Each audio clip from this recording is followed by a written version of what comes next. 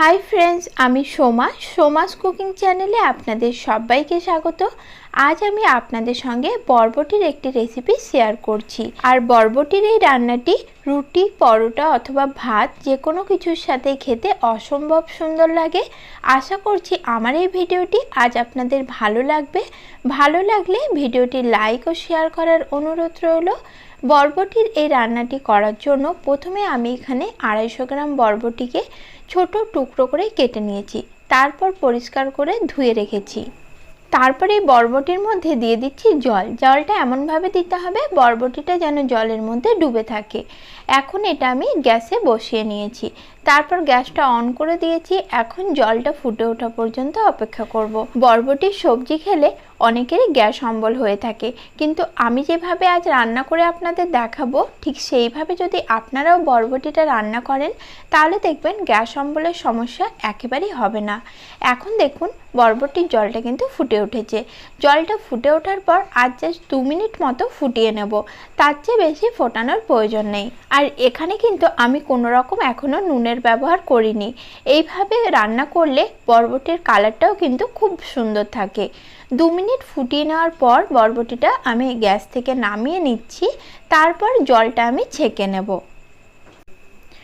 গরম জলটা ছেঁকে নেওয়ার পর বরবটিটা ঠান্ডা জল দিয়ে ধুয়ে নিতে হবে। দেখুন বরবটির কালারটা সুন্দর রয়েছে। এরপর চলে যাচ্ছি রান্নাতে। রান্নার জন্য গ্যাস অন করে কড়াই বসিয়ে নিয়েছি। কড়াইয়ের মধ্যে দিয়ে দিচ্ছি 2 টেবিল চামচ সরষের তেল। চেষ্টা করবেন এই রান্নাটা সরষের তেলে করার, তাহলে স্বাদটা কিন্তু অনেক ভালো হয়। তবে আপনারা চাইলে যে কোনো তেলে কিন্তু এই রান্নাটা করতে পারেন। তেলটা গরম করে নেওয়ার পর ফোড়নে দিয়ে দিলাম একটা গোটা শুকনো লঙ্কা আর হাফ চামচ গোটা জিরা।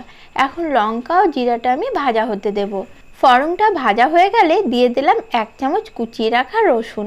রসুনটা আপনারা থেতো করেও ব্যবহার করতে পারেন, কিন্তু কোনোভাবেই রসুনটা বেটে ব্যবহার করবেন না। রসুনটাও ভাজা হয়ে গেছে। এই পর্যায়ে 2টো মিডিয়াম সাইজের পেঁয়াজ আমি কুচিয়ে রেখেছিলাম, সেটাও এখানে দিয়ে দিলাম।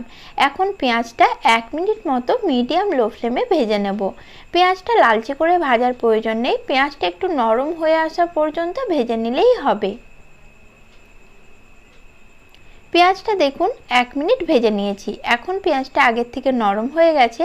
ঠিক এই পর্যায়ে 2টো মিডিয়াম সাইজের আলু আগের থেকে খোসা ছাড়িয়ে ছোট টুকরো করে কেটে ধুয়ে রেখেছিলাম, সেই আলুটা পেঁয়াজের সাথে দিয়ে দিলাম। এখন গ্যাসের ফ্লেমটা মিডিয়ামে রেখে পেঁয়াজের সঙ্গে আলুটাও লালচে করে ভেজে নেব। এখন দিয়ে দিচ্ছি হাফ চামচ মতো নুন। নুনটাও ভালো করে মিশিয়ে নিচ্ছি।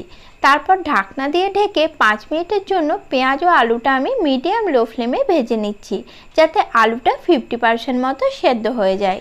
আর সেই ফাঁকে আমি একটা মশলার পেস্ট তৈরি করে নিচ্ছি। একটা বাটির মধ্যে নিয়ে নিচ্ছি হাফ চামচ জিরা গুঁড়ো, 1 চামচ নিচ্ছি ধনে গুঁড়ো, হাফ চামচ নিচ্ছি লাল লঙ্কার গুঁড়ো, আর নিচ্ছি হাফ চামচ হলুদ গুঁড়ো। এখন অল্প একটু জল দিয়ে এই গুঁড়ো মশলাগুলো একসঙ্গে মিশিয়ে একটা পেস্ট আমি তৈরি করে নেব। মশলাটা আমার রেডি হয়ে গেছে। এদিকে 5 মিনিট আলুটা ভেজে নিয়েছি। এখন দেখুন পেঁয়াজ ও আলু দুটোই কিন্তু লালচে করে ভাজা আমার হয়ে গেছে।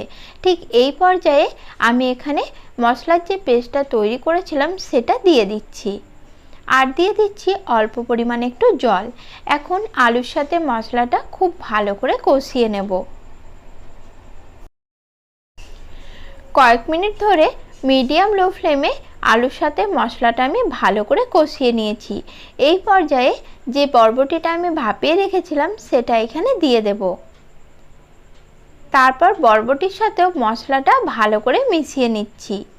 মিশিয়ে 2 মিনিট ধরে একটু মিডিয়াম লো ফ্লেমে কষিয়ে নেব। মাঝে মধ্যেই নাড়াচাড়া করে নিতে হবে। 2 মিনিট ধরে বরবটি আলু মশলা সব কিছু ভালো করে কষিয়ে নেওয়ার পর দিয়ে দিলাম একটা বড় সাইজের কুচিয়ে রাখা টমেটো। আবারও সব কিছু ভালো করে মিশিয়ে নিচ্ছি। তারপর আমি এখানে আরও কিছুটা নুন দিয়ে দিলাম। অবশ্যই নুনটা আপনারা স্বাদ বুঝে এখানে ব্যবহার করবেন। চাইলে অল্প পরিমাণ চিনিও আপনারা এখানে অ্যাড করতে পারেন। এখন সবজির মধ্যে 1 কাপ গরম জল আমি অ্যাড করে দিচ্ছি। অবশ্যই করে এখানে গরম জল ব্যবহার করবেন, তাহলে দেখবেন রান্নার টেস্ট কিন্তু খুবই ভালো হয়। এরপর গ্যাসের ফ্লেমটা মিডিয়ামে করে সব কিছু একসাথে ভালোভাবে মিক্স করে নিচ্ছি। আর এই রান্নাতে খুব বেশি জলের প্রয়োজন হয় না। এখন আমি সবজিটা ঢেকে দিলাম আর 5 মিনিটের জন্য রান্না হতে দিলাম। 5 মিনিট পর ঢাকনাটা খুলে নাড়াচাড়া করে নিচ্ছি। এখন দেখুন আলু বরবটি সব কিছুই কিন্তু খুব ভালোভাবে সেদ্ধ হয়ে গেছে। আমি কয়েকটা আলু এইভাবে একটু ভেঙে নিচ্ছি যাতে তরকারিটা একটু ঘন আর মাখো মাখো হয়। তরকারিটি আমার প্রায় হয়ে এসেছে। এই পর্যায়ে আমি হাফ চামচ মতো একটু গরম মশলার গুঁড়ো অ্যাড করে দিচ্ছি। তারপর নাড়াচাড়া করে মিশিয়ে গ্যাসটা অফ করে দিলেই বরবটির সবজি আমার একদম তৈরি। আজকের মতো নমস্কার বন্ধুরা, সকলেই ভালো থাকবেন।